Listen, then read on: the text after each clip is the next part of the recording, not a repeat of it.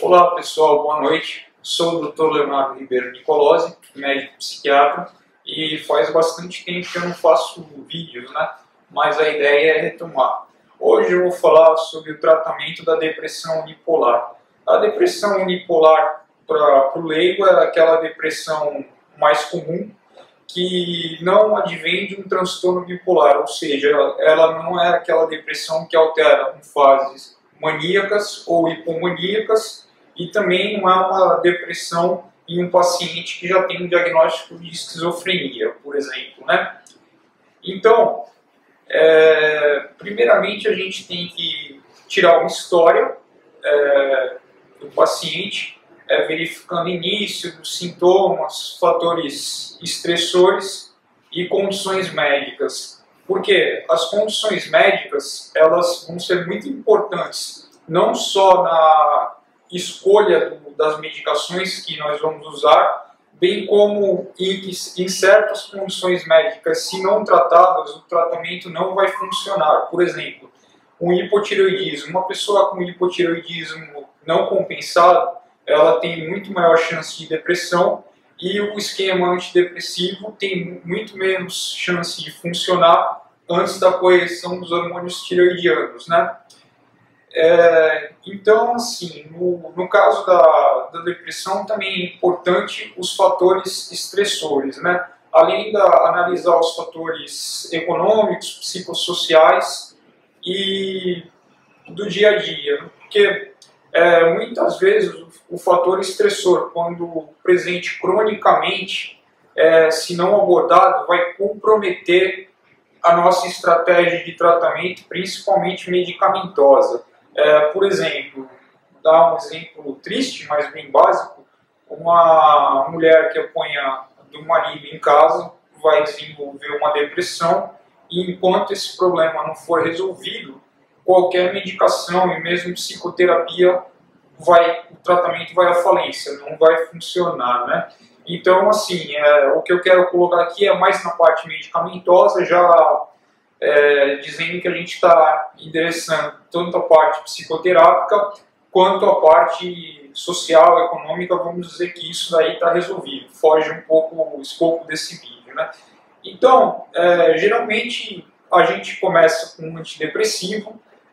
Tem várias classes que a gente pode iniciar. Antigamente se começava com os antidepressivos tricíclicos, por exemplo, amitriptilina, imipramina, que são boas escolhas, porém elas requerem um aumento de dose gradativa e estão mais sujeitos a efeitos colaterais. Então, hoje, dá-se preferência a outros medicamentos mais modernos, né? Por exemplo, os inibidores seletivos da recaptação de serotonina, ou os inibidores da recaptação de serotonina e noradrenalina, ou norepinefrina.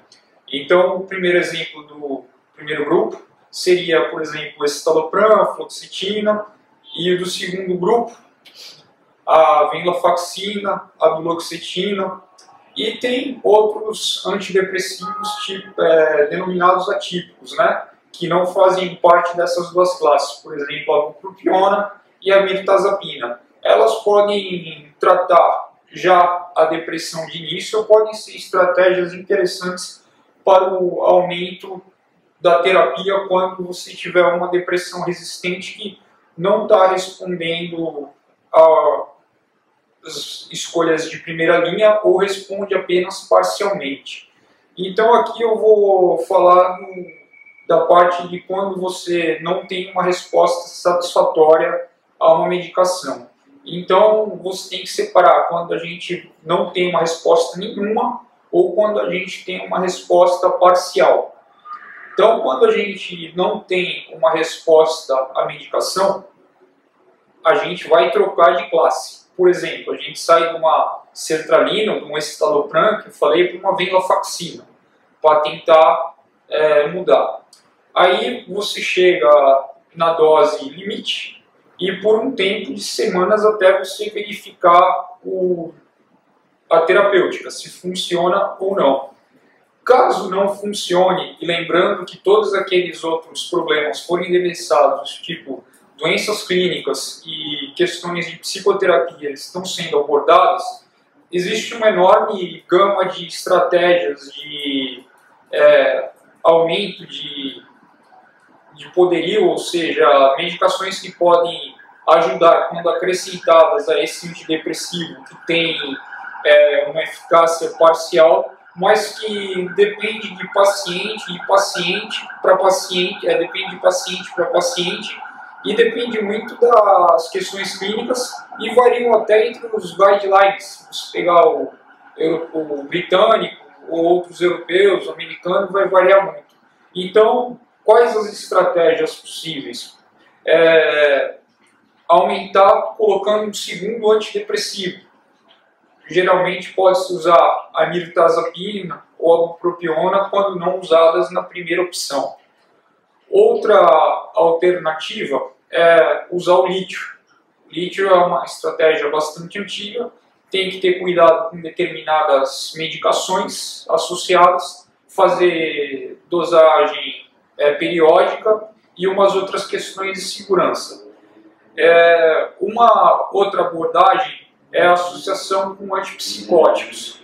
Então, o modelo seria, por exemplo, o aripiprazol e o que está mais na hype, o brexpiprazol, né? Esse aqui também ele exige algumas medidas de segurança, exames periódicos. Quando isso falha, uma estratégia interessante é você passar, por exemplo, para outras alternativas do tipo um anticonvulsivante, que tem um pouco menos de evidência, mas, por exemplo, a lamotrigina pode funcionar, e atualmente estão se explorando outras possibilidades, como a ketamina ou a esketamina, que foi aprovada pelo FDA recentemente, mas ainda está com preço proibitivo no Brasil. A esketamina ela é sempre utilizada como adjuvante a um tratamento antidepressivo já em uso e que está com uma resposta parcial, e ela não dá para você dar para o paciente usar em casa, porque você tem que monitorar pressão e efeitos colaterais após a aplicação, né? Tudo isso ela deve ser feito numa clínica para que esses parâmetros possam ser avaliados e controlados para a segurança do paciente, né? E assim, ainda tem do seu lugar, embora muito demonizado, a eletroconvulsoterapia. Vários filmes aí da questão do eletrochoque, usado como método de tortura. A diferença é o seguinte: hoje você faz isso dentro do centro cirúrgico, com monitorização do anestesista, um eletrocardiograma e um eletroencefalo. No caso da convulsão, você não precisa ter os movimentos tônico-clônicos, ou seja, a pessoa não precisa estar se debatendo. Basta que você tenha alteração eletroencefalográfica característica. Então a pessoa ela recebe um bloqueador neuromuscular para que evite os espasmos e possa ter lesões, por exemplo, na coluna. É bastante seguro quando bem indicado, né? Então tem que tomar cuidado, né, com o que aparece aí, porque tem que hype e o que se sustenta ao longo do tempo, não só na psiquiatria, mas em outras áreas. Por exemplo, na psiquiatria o trending aí agora é a esketamina, mas que ainda não temos não temos estudos muito grandes de longo prazo.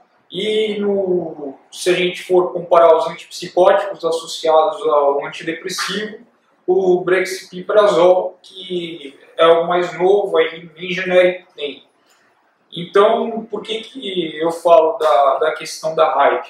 Porque na medicina, muitas vezes um tratamento surge, vira moda, e a ineficiência, efeitos colaterais ou perda de utilidade em relação a outros, ou seja, inferioridade, provam-se que eles acabam não valendo a pena. Então, por exemplo, na psiquiatria, a venlafaxina ela sempre foi um ótimo antidepressivo.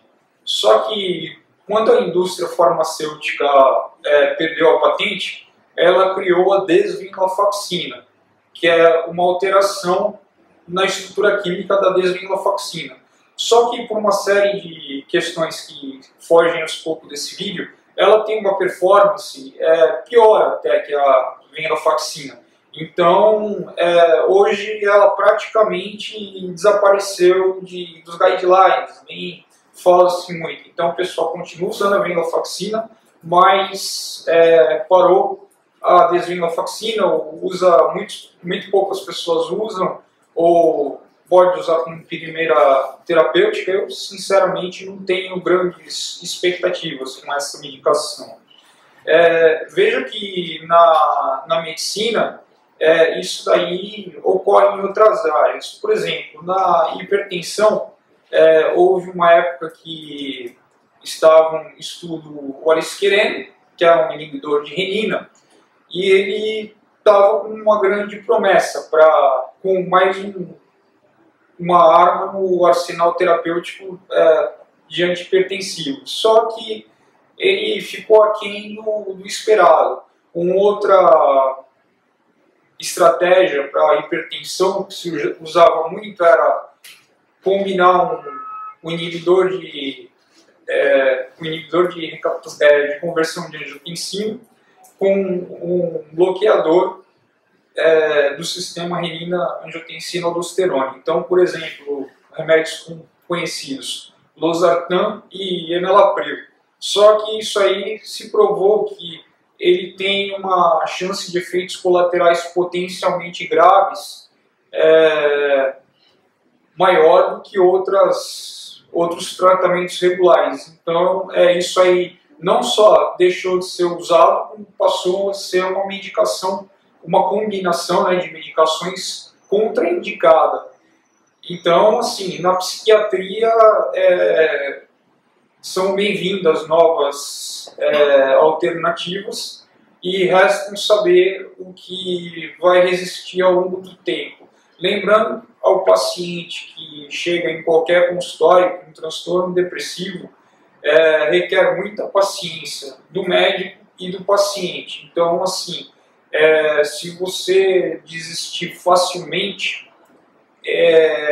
você não vai ter um bom resultado. Outra coisa que compromete o resultado é você não avisar o paciente que ele pode ter alguns efeitos colaterais no início do tratamento que desaparecem e usar em subdose. Então, alguns colegas, é o que eu digo, que eles queimam um antidepressivo. Eles usam numa dose média, o paciente não tem resposta, eles, para não perder tempo, acabam querendo trocar ou já associar sem chegar na dose máxima do antidepressivo. Então, muitas vezes, não é incomum eu pegar um paciente que, por exemplo, eu tomei sertralina até 100 miligramas e não funcionou. Mas e o que foi feito depois? Teve efeito colateral? Não. O médico preferiu suspender a medicação e trocar por outra. Qual que é o problema aqui? Na cabeça do paciente, a gente queimou a medicação e efetivamente a gente não sabe se, por exemplo, para aquele paciente a sertralina em doses maiores, como 150, 200 miligramas, ela iria funcionar ou não. Então é importante para o profissional que vai cuidar do paciente não queimar etapas e tentar progressivamente aumentando até a dose máxima e depois, caso não funcione ou funcione parcialmente, ele partir para uma das estratégias ditas acima. Então, assim, resumidamente era isso, senão o vídeo ficar muito longo. Eu posso fazer posteriormente um vídeo sobre critérios diagnósticos da depressão bipolar, que foi o objetivo desse tratamento. Aqui desse vídeo foi o objetivo do tratamento dessa condição, como também fazer vídeos sobre a bipolaridade, tanto nas fases maníacas, hipomaníacas ou depressivas. mas isso fica para um outro vídeo que senão fica muito extenso o assunto.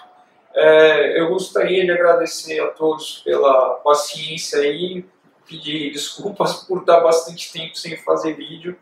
Eu vou fazer de tudo para aumentar a frequência de agora em diante.